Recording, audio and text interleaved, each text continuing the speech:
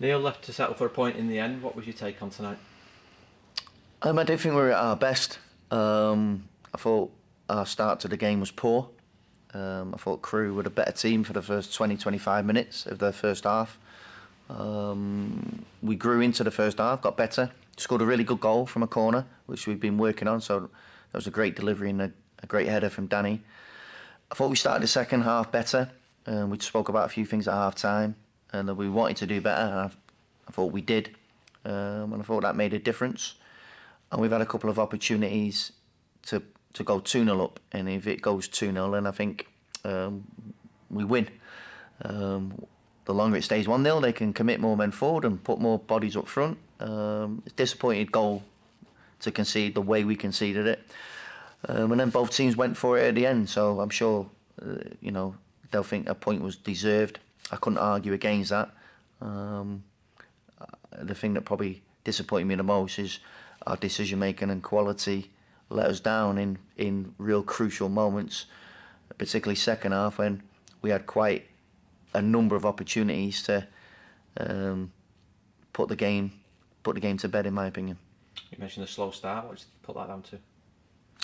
I think you've got to give credit to Crewe in the way they played. I don't think we quite got our organisation right with how we wanted to press, and they overload the middle of the pitch, and they were picking a lot of balls up in there, and then getting onto our back line. We sorted that out at half time. We spoke about that, and we did that much better. So even though they had quite a lot of the play, it was in their own half or in the middle of the pitch, and they didn't really get near the goal in the second half. Again, Max's had very little to do, and we've had some good opportunities. It was very tight, not a game of loads of chances, and say that little bit of killer instinct in front of the goal in the second half, 2-0, and then the game would have been over. So, yeah, disappointed, but it's still a point. You always want your centre-halves to contribute at the other end of the pitch, and it was good to see Dan Ballard get off the mark. Yeah, it was, and that's something we've been working on and spoken about. We've got to try and improve our set pieces, and we've been practicing that. And it was a great delivery, and it was a fantastic header to the near post from Danny, and centre backs who can weigh in with some goals like Marvin's done this season are worth their weight in gold. And so delighted that that's worked, and it's something that we need to add to our game, I think. You mentioned the corners earlier.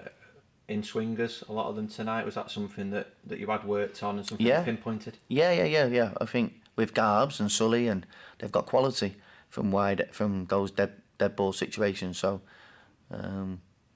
we put it in on the goal, and we try and engineer some little moves, and one of them's fallen for us. It nearly did near the end of the game as well. You're just then hoping you get a first contact, or the ball drops down and one of your players can put it in. And it's good that it's the work that we've been doing has come to fruition tonight. Obviously made some changes with Dimitri Mitchell and CJ coming on and trying to use their pace and really put Crewe on the back foot. Yeah, I thought before the game that the game would open up and become a little bit more stretched, and those would be two big players for us at the end of the game because of their pace. That's their major asset, and I think both did that. It's great to have CJ back, obviously.